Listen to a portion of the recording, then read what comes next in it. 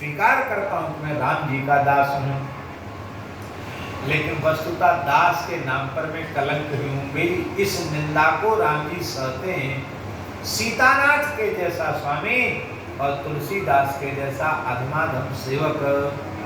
इसलिए भगवान मेरी भ्रष्टता इतनी है, मेरे दोष इतने हैं कि मैं अपने दोषों का वर्णन करने लग जाऊं तो नरक भी नाक सिकोड़ लेगा कि आय आय ये हमारे में भी रहने लायक नहीं है। इसलिए भगवान अब नरक में तो मुझे ठौर है नहीं, और जब जिसको नरक में ही ठौर नहीं है तो स्वर्ग की आशा तो वो करे क्यों। तो मैंने सोचा स्वर्ग के लायक तो हम वैसे ही नहीं रहे, और नरक भी हमको देख के नाक से कोड़ लेगा। तो ऐसे अति निकृष्ट व्यक्ति तो राम जी की ही चरणों में रह सकता, और कहीं नहीं रह सकता। क्या बढ़िया युक्ति है। इसलिए हम राम जी के चरणों का आश्रय लेकर के रह रहे हैं, और राम जी ने भी हमारे जैसे जीव को अपना करके अपनी पतित पावन को चरितार्थ कर दिया है। इसलिए अब राम जी के, इसलिए मैं राम जी की कीर्ति गाने में प्रवृत्त हो रहा हूं। हमसे गलती बनेगी, हमसे भूल बनेगी, लेकिन उन भूलों का कोई भय संकोच हमारे मन में नहीं है। क्यों नहीं है? रहती न प्रभु चित चूक किए की, करत सुरति सहज हार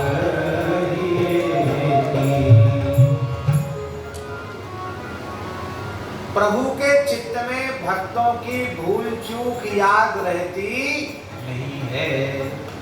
कोई धोखे से बढ़िया काम बन जाए, आराधना उपासना बन जाए, तो उसी को सैकड़ों बार सरकार गाते गाते अघाते उसी को गाते रहते हैं। गोस्वामी जी की लेखनी की विशेषता हुई है, वो बात कहते हैं पर अकाट्य दृष्टांत, अकाट्य उदाहरण प्रस्तुत करते हैं। मेरे कोई उदाहरण तो बताओ। जी अगबध्यो व्याध जिमि बाली, फिर सुकंठ सोई की न पुचारी, सोई कर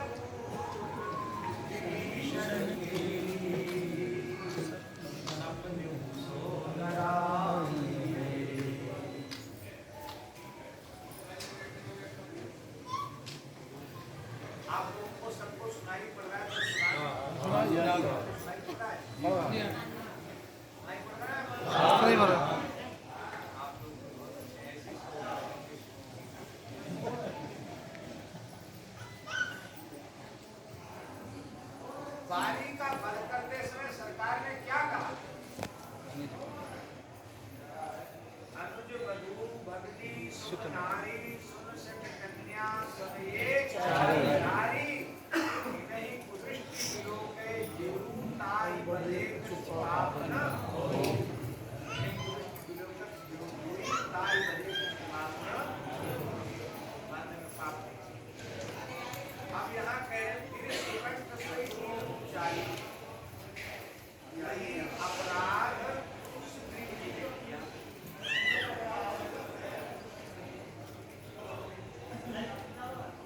अब इस बात को थोड़ा सा स्पष्ट करना बहुत जरूरी है। स्पष्ट है कि अब बुद्धि आ जाती है ज्यादा अच्छा।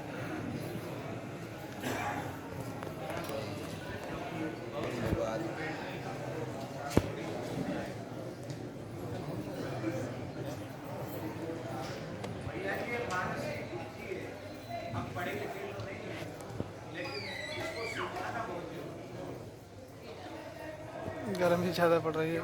इससे यदि इस अर्थ में लोग आजकल बोलते हैं, उसी अर्थ में कहा जाए तो शास्त्र विरुद्ध आचरण को प्रोत्साहन मिलेगा, और जो वैदिक सनातन धर्म की मर्यादा को सर्वथा उच्छिन्न कर देगा।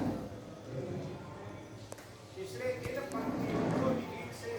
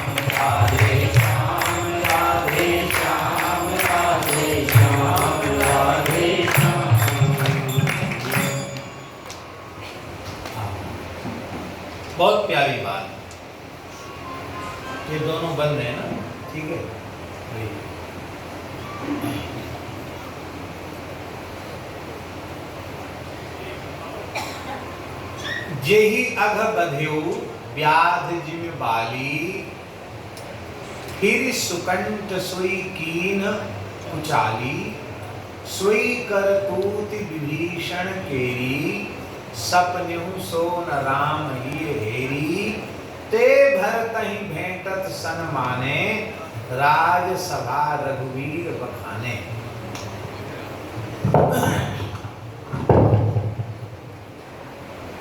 पूरी बात इस प्रकार है कि भगवान के चित्त में अपने शरणागत की चूक रहती नहीं है। बार बार करति सुरति, भैया रहें जो कोई बात, करति सुरति सहवार लिए की, कोई उससे साधना बन जाती है, आराधना उपासना बन जाती है, अच्छा काम बन जाता है, तो उसकी सैकड़ों बार उसकी प्रशंसा भगवान करते हैं। कहते देखो बाली का वध भगवान ने किया और उसको कहा कि तेरे जैसे दुष्ट को मारने में कोई पाप नहीं है, क्योंकि अनुज वधू भगनी सुत नारी, ये चार कन्या के समान हैं, इन पर जो बुरी नजर डालता है उसको मारने में कोई पाप नहीं है। तो तुम बड़े भाई हो, बड़ा भाई धर्मतः पिता के तुल्य होता है, ज्येष्ठ भ्राता पितु समान, बाप के समान होता बड़ा भाई, और जब बाप के समान बड़ा भाई होता है तो छोटा भाई बड़े भाई के लिए पुत्र के समान है, और जब छोटा भाई पुत्र के समान है तो उसकी पत्नी किसके समान है? ये धर्मशास्त्र की मर्यादा है।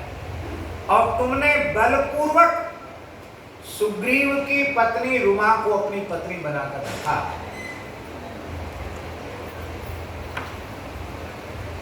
ये तुम्हारा भयंकर पाप है, इसलिए ताही बधे का छुपाप न हुई, तुमको मारने में पाप नहीं है। वाल्मीकि ने तो, बाली ने एक बात कही है, महाराज आप मनुष्यों के कानून बंदरों पर क्यों लागू कर रहे हैं? बंदर देखते हैं सब, बंदरों में तो ये सब नहीं होता। अब हम बंदर हैं, पशु है ना, तो पशुओं में ये व्यवस्था नहीं है। आप कानून है मनुष्य जाति के थोप रहे हैं आप बंदरों के ऊपर, ये कोई बात है? भगवान ने कहा तुम पशु नहीं हो, तुम उपजाति देवता हो। बंदर किला बना के नहीं रहते हैं, सिंहासन पर नहीं बैठते हैं, तुम त्रिकाल संध्योपासन करते हो, सस्वर वेद का पाठ करते हो, नित्य अग्निहोत्र करते हो, तो धर्माचरण के लिए तो तुम सब कुछ बन गए, और अपने दुष्कर्म को पर मुहर लगाने के लिए तुम अपने को बंदर कहते हो। तब तो उसने कहा कि स्वामी के आगे हमारी चतुराई चलेगी, चलन चातुरी मोर, पर प्रभु अजहू में पापी अंतकाल व्यतीत हो, फिर भी आप मुझे पापी पापी कह रहे हैं, आप सामने खड़े फिर भी मैं पापी हूँ। बस भगवान ठंडे पड़ गए, बोले अचल करो तन राखो। अरे बोले हम प्रभु को तोड़े हैं, जन्म जन्म मुनि जतन कराही, अंत राम कहीं आवत नहीं। और वो राम जी सामने खड़े हैं और मैं स्वर्णिम अवसर को खो दूं, ये संभव नहीं।